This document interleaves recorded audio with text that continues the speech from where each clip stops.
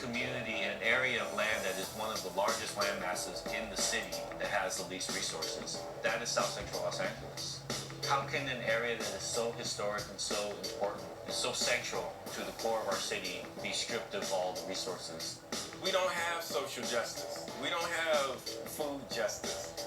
You know, but we have injustice. Heart disease rates, the diabetes rates, the obesity rates, the cancer rates, they're all exponential. And when you're in the inner city, when you're in a food desert, it's through the roof. It's not the fact that we don't have food, but it's the actual type of food. It's like a cupboard full of poison. I just can't get my head around how our society can believe that we all don't deserve the right to at least have a basic form of life. Thousands of people on the street, starving. How are you gonna feed them? I'm a street cook. Even before I was a street cook, I was a street person. I'm out there doing things whether it's approved or not. My whole existence in this world is to nourish and feed people. I want this show to be about the power of us as humans to come together again. Let's not make assumptions. Let's not make stereotypes. And from there, we can start to talk about these things and maybe understand each other. Whether your beliefs differ from mine, we're breaking bread.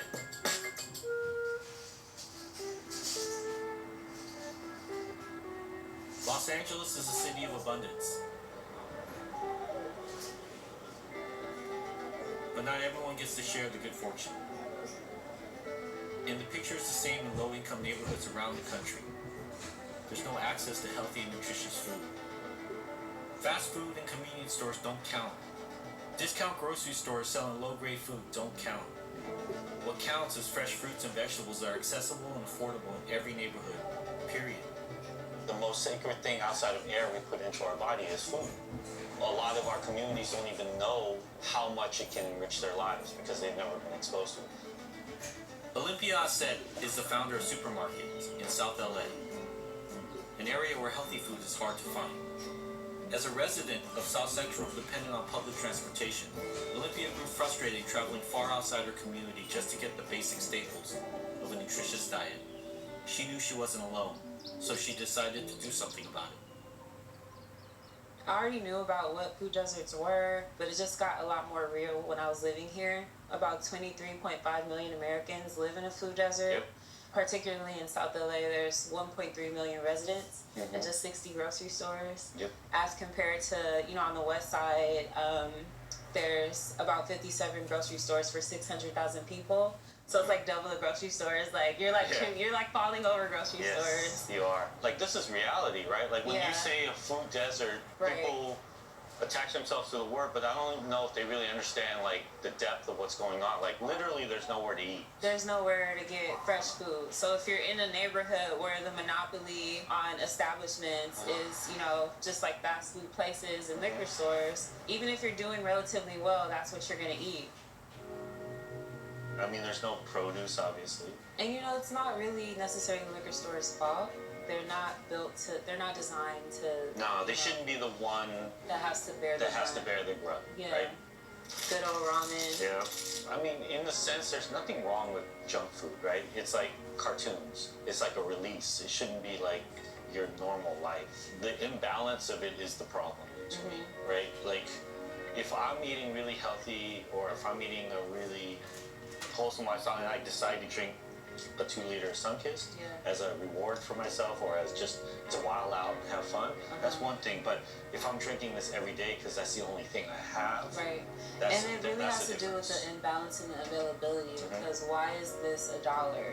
Is this really $1? Like what subsidies are the soda companies getting, the corn farmers getting, so that everything that's unhealthy is really cheap? That's really pressed juice is $10, right? Exactly. So it's really confusing. Like something that comes out of the ground should be really inexpensive. Something that it takes a lot of time to process should be more expensive. But the issue is that the things that are less nutritionally dense are being made more easily available. We're not really in a situation where it's like there legitimately is a lack of food and there legitimately is a lack of resources. There's a lack of pathways. I really wish like we could expose more people to like really good quality cooking and produce. And gardening and farming are so important when Yeah. you really start to get into like what's in the soil and why aren't we connected with our food anymore? Like why don't we know where it comes from? Why aren't we involved in making it? Los Angeles used to be farmland as far as the eye could see. But when the city was built, nearly every square inch of fertile soil was covered over in concrete. Most residents in LA have only a tiny patch of grass to call their own, between the sidewalk and the curb. It's called a parkway. The city owns it, the homeowner maintains it, and there are laws governing it. When faced with the lack of food in his neighborhood, Ron Finley decided to grow his own, in the parkway right in front of his home. Some didn't like it, but he started a revolution that would echo across the city and around the world. People don't realize the life they live in has been designed for them. These streets, these cities are not made for people. Cities are made for commerce. If they were made for us, there would be a lot of green spaces. I mean, just think if you could walk down the street and just eat food off of a tree.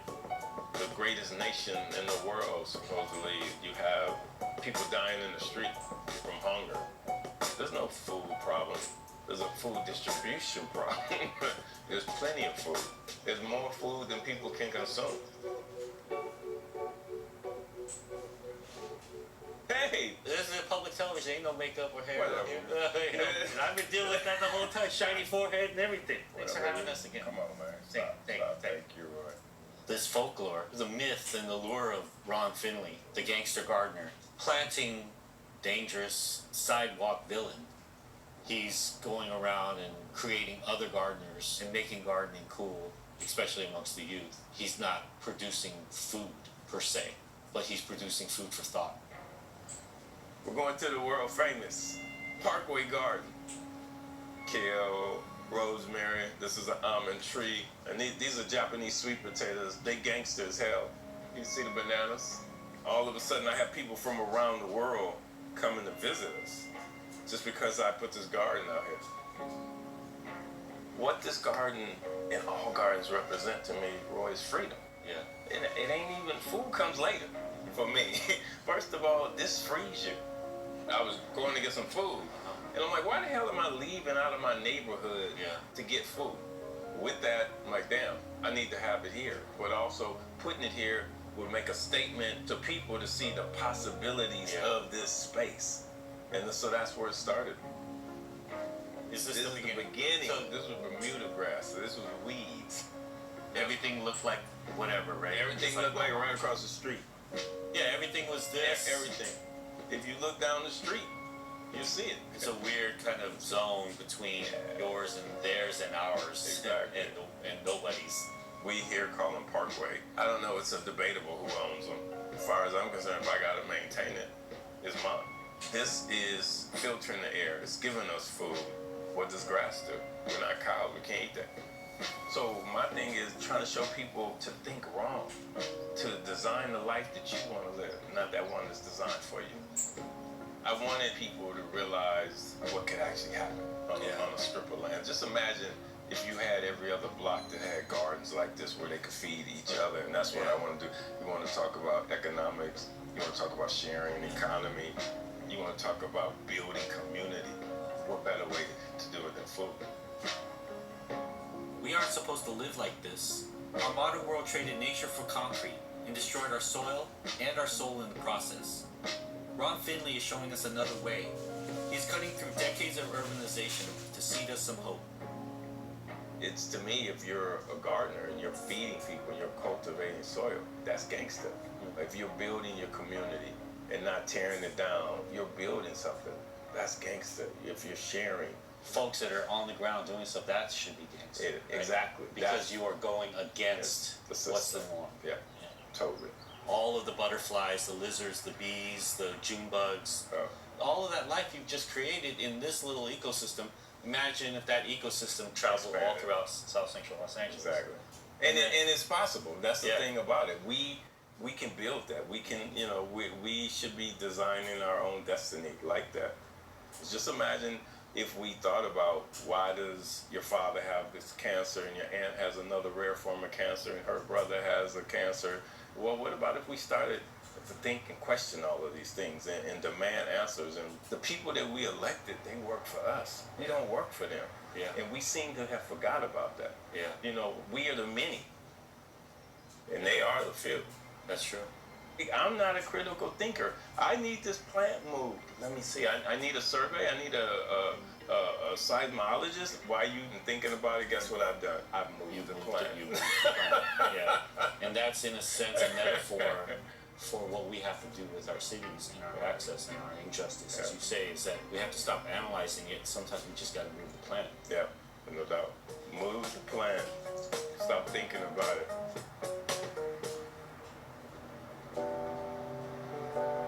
When you're growing up, there's this idea that like, oh, like that's the white neighborhood, you know, like they have that over there, they don't have that over here. And so you grow up with this idea and it's normal your whole life. And it took me until I was an adult to say, well, why are we normalizing that something as simple as fresh food is not available where we live? These aren't things that should have a premium on them, you know, it's just regular, basic things that everybody pretty much needs to have a functioning neighborhood. You go to one neighborhood and it has it, and you go to another neighborhood and it doesn't have it. We have an issue that we need to address and that we need to fix. It's one thing to identify a problem, and one thing to agree that that problem exists and that we are going to do something about it, but then there's another thing to actually do something. And instead of just being around her own group of friends and saying, our neighborhood sucks, the corporations are killing us, she's just doing her part about it. What is this place? It's like the biggest organics warehouse in LA, so they supply a lot of the restaurants in the area. And this is where you pick up all your stuff for supermarket. A lot of our stuff, Okay. a lot of our stuff comes from here. This is kind of like my favorite part. This is the number 2 stuff. So this is the things that'll be normally discounted. Oh, okay. So you can get some really good stuff here. Look at some of these prices. Like this whole case is $4. So you can get $4. How much is a these case? are organic. Normal. Maybe like 12. That's a big difference. You know what I mean? So Okay. we're gonna pick up our order. Hello. I'm just here to pick up the order for a supermarket. Yeah, we got mangoes, there's pineapples, Roma tomatoes, sweet potatoes. Ooh, these are some big sweet potatoes. So how much do you sell this for? So the price will range anywhere from like $75 to $125, depending on For one. Yeah. That's really good. Yeah. And I really just base it on like what do I want to pay when I go in the grocery store? Yeah. What upsets me when I see a price that looks a certain way? I love that. To eat healthy today costs a lot, and some communities are made to believe they will never be able to afford it. Olympia is changing that, one delivery at a time. Yeah, we started this way with Kogi. We had a Scion, and we used to come out here downtown produce market as well, and Restaurant Depot and all that stuff, and we'd be stacked full, we'd be hanging out the side. That's how we did it. You gotta start small. Everything starts small in many ways, because the ideas that happen usually happen on the fly. You never get to see that part of the process most Yeah. of the time.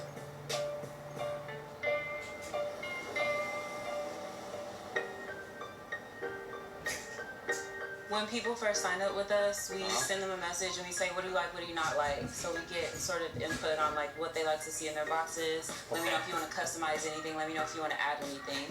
So this is everybody for This is today. everybody for today. So let's see, 1, 2, 3, 4, 5, 6. We got 15 boxes 15, to yeah, go. yeah. It's great. That's 15 people that are gonna have a wonderful week. Cool. So you want to do Next to it is avocados? avocados. Let's do 2 avocados in Two. each one. Amir, you could do 3 tomatoes in each one, and I'll do sweet potatoes. Let's see if you miss any, Roy. I should be pretty good. Her operation is still small enough where she can see her philosophy and her point of view through all the way. And I'm excited to see how you continue that as you grow. What if this is 160 Yeah, and right. 1600? Right. We need have an you app. thought about your system? We're gonna need as an you app grow? to be able to do An that. app. So that's Okay. gonna be the next step because we need them to be able to Yeah. customize it on their own. I think by hand we could do like 50 on our Yeah. own. That's what I think. Okay. You know, we'll find out. Have you ever reached that? No. What But if as far 50 as comes next week? next week, Yeah. we just gonna have to work it I have out. to work it out. Okay. I'm just asking. Yeah. For me, there's nothing really to worry about. It's Yeah. just like, just do the work as best as you can. And if it gets big, then it gets big. And, you know, sometimes growth is a catalyst. Like, Yeah. it'll just push you to be whoever you need to be. I don't get freaked out over that kind of stuff, you know? You'll figure it out. This can go in the car. So what is it at its core? The supermarket is a grocery service, so we make it easy and affordable for people to eat well in areas where it's hard to get food. And we do that by having pop-ups where people can get produce, use their EBT. Hi, welcome. Market. You want to get some count? Yeah, just go out, grab whatever you want. This is a beautiful thing you guys are doing. Yes. Thank you. Because it's hard out here to get healthy food, right? It's hard out here for a health net. Thank you so much. Nice to meet you. You too. Olympia is just beginning your journey of feeding and nourishing people. I got 2 beef dog. Hey, Curly, ketchup, mustard, relish? Gotcha. Earl's, on the other hand, has been doing it for almost 3 decades. Chili and cheese? For here to go. You got it. What started as a hot dog cart by brothers Kerry and Dwayne Earl has become a staple in South Central for vegan, vegetarian, and meat eaters alike. I describe Earl's as having one of the most eclectic, diverse, beneficial menus you can find. There's nothing stereotypical about this restaurant. We come different. Hot dogs is our specialty.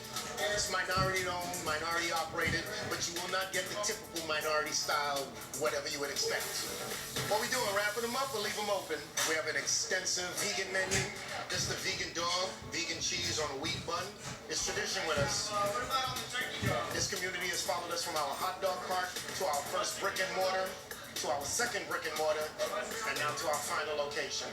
You will mess with me at the hot dog cart? So you got about 22, 24, 25. Before the riots, that was 92, so you got over 25 years with me. Those nails are on fleek. Let me see them. None of my chefs said anything about it? We give you the Rolls Royce of hot dogs over here. No pepperoncinis, no jalapenos, none of that? Hey, I got an extra $100 lotto ticket. Can I put it on top? No, you said nothing else. That's right.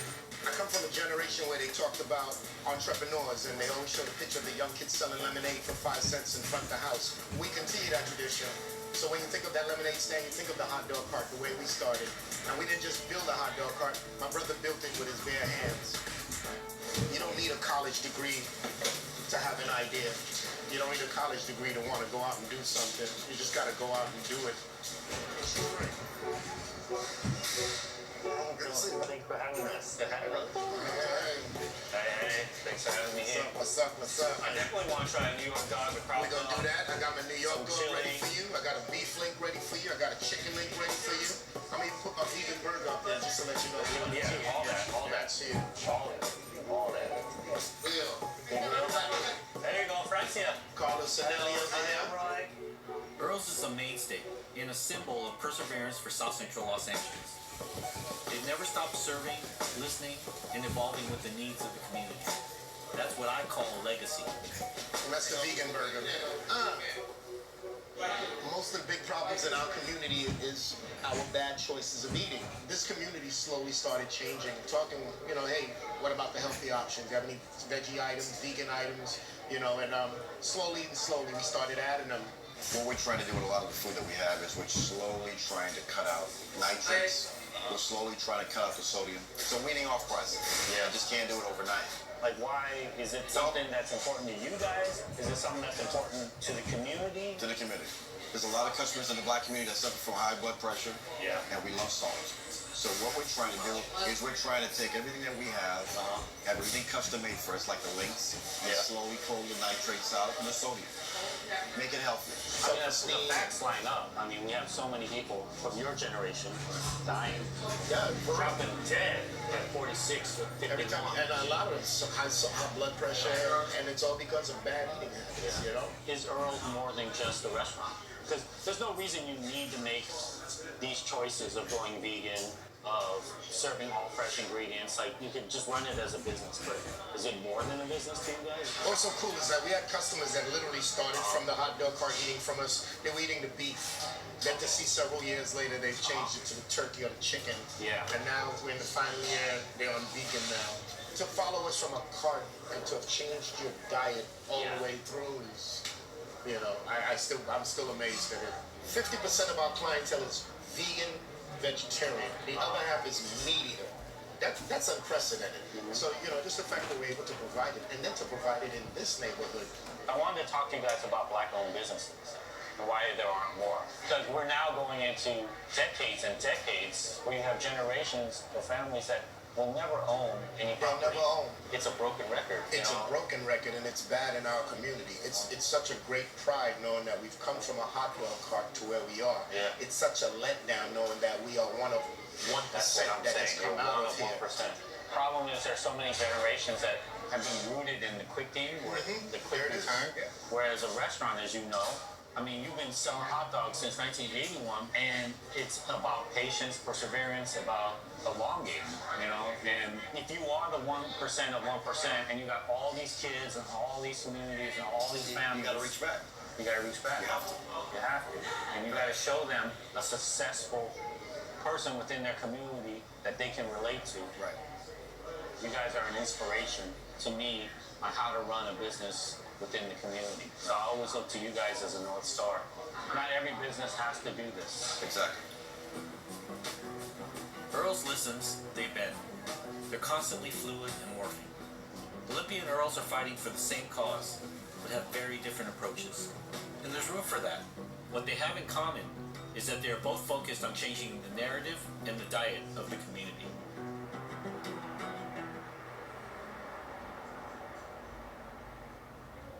Good food changes lives. As a chef, I've seen it. I've been a part of it. But Olympia is taking the mission to the next level. She isn't just making fresh, healthy food available to her community. She's bringing it right to their front door. We're dropping a box off with Lupe, one of our subscribers. She's been with us for about 8 months. 8 months? Okay. Lupe! Hi, Lupe. Hi. Okay, thanks. So we have some sweet potatoes, cilantro, mango, some apples, green onions. That's amazing. I love the variety. Hi. Hi. This is I'm Roy. Eden. He's the one that eats all the fruit. You like pineapples? No? Yes, you do. He doesn't like mango. Look at that. Did you know you had Korean spices in your cupboard? What do you do with all this stuff usually when she comes it up? Usually the fruit, it goes out to my kid. He eats fruit, like he comes home, eats snacks, so he has something to munch on. And this, he's not a big fan of vegetables. I'm trying to make him a big fan, but I also eat all the vegetables and stir fries. I bake a lot, so I try to incorporate a lot of vegetables, a lot of greens, and like starches. So for me, my whole philosophy about cooking, about getting people to eat more vegetables and fruits, is to like really like overpower them with like flavor bombs. So then that way, like if they eat something like that, they're That's like, legit. yeah, they won't even know if they're eating avocado, tomato, corn, kale, That's really good. green onion, ginger, garlic, all this. If you say that to your kid, and he'll be like, no way. 2016 when I had pneumonia and I was chronically sick.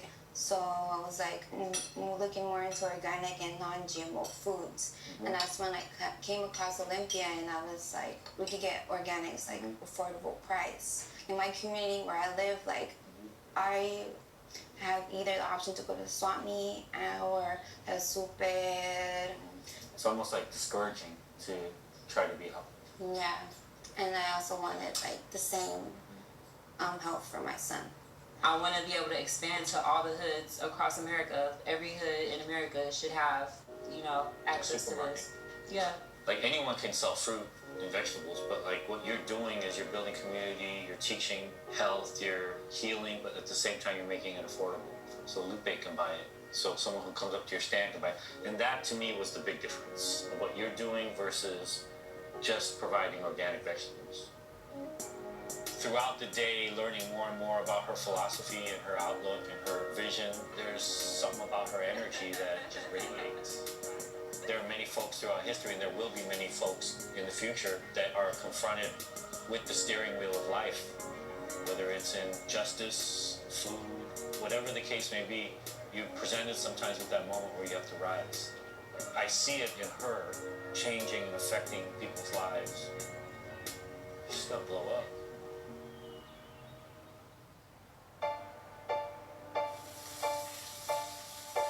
The riddle is, how do we infuse humanity and caring into a system that rewards bulldozing over everything else. We're meeting people that are seeing the world in a very holistic way and showing us that we can all win. Olympia, Ron, Dwayne, and Carrie aren't taking the easy road. They're paving the way for all of us, allowing us to imagine a different world with a different future. They are beacons of hope.